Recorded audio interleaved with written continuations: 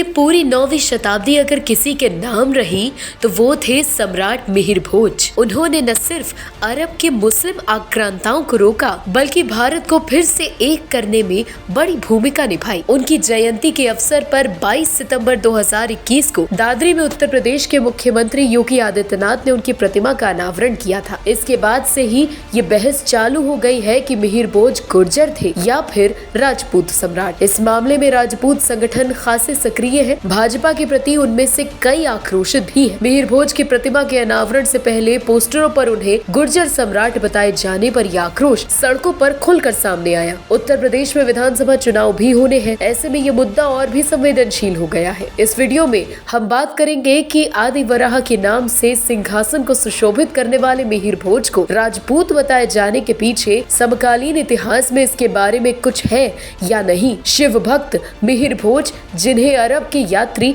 भारत में इस्लाम का सबसे बड़ा दुश्मन बताते थे, उनके क्षत्रिय होने के कौन से प्रमाण मौजूद हैं और किन आधारों पर राजपूत संगठन आक्रोश जता रहे हैं, हम इस पर बात करेंगे। क्षत्रिय इतिहास गौरव से भरा हुआ है और राजस्थान की तरफ से भारत में दाखिल होने की कोशिश करने वाले इस्लामी आक्रांताओं को उन्होंने बार बार धूल चटाई। दिल्ली से कुछ ही दूरी पर स्थित मेवाड़ साम्राज्य ने मुगलों की नाक में जितना दम किया वो काबिले तारीफ है। चित्तौड़ में हुई कई जौहर क्षत्रिय समाज के देश में किए गए असंख्य बलिदानों में से एक है। महाराणा प्रताप पूरे हिंदू समाज के लिए पूज्य है। हल्दी घाटी की मिट्टी हमारे लिए पवित्र है। अब आते हैं सम्राट मिहिर भोज और राजपूत इतिहास पर। मिहिर भोज को गुर्जर सम्राट बताए जाने के विरोध में कुछ इतिहासकारों का कहना है कि गुर्जर शब्द की व्याख्या करने पर हमें पता चलता है कि ये शब्द एक खास क्षेत्र के लिए प्रयोग में लाया जाता था और इस क्षेत्र के निवासियों के लिए तभी सुथार, जैन और ब्राह्मण जैसे समुदायों में भी लोगों को गुर्जर कहा गया। बड़ौदा के जो गायकवाड़ थे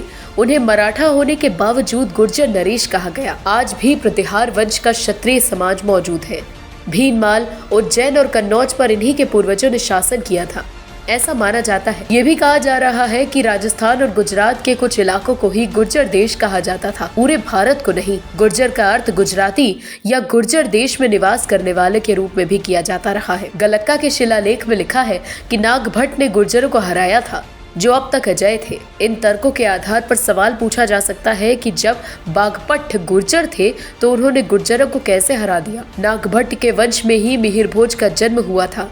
मिहिर भोज के सेनापति कनलपाल के बारे में भी तथ्य दिया जा सकता है कि वो गुर्जर नहीं थे, क्योंकि आज भी गढ़वाल में परमार राजपूत रहते हैं जो इसी समाज के हैं। हालांकि गुर्जर बनाम राजपूत की लड़ाई नहीं होनी चाहिए और इसका कोई तुक भी नहीं है, लेकिन अगर किसी समुदाय से उसकी पहचान या उसके पूर्वजों की पहचान छीनी जाती है तो उनका आक्रोशित होना स्वाभाविक है। यही राजपूत संगठनों का कहना भी है। उनका कहना है कि गुर्जर सम्राट की जगह मिहिर भोज को हिंदू सम्राट भी कहा जाता तो भी कोई दिक्कत नहीं थी। अब देखना ये है कि ये विवाद कहाँ तक जाता है। हम आपको अपनी अगली वीडियो में बताएंगे कि मिहिर भोज कौन थे और उन्हें क्षत्रियों की शान क्यों कहा जाता था। न्यूज डेस्क, जनहित टाइम्स।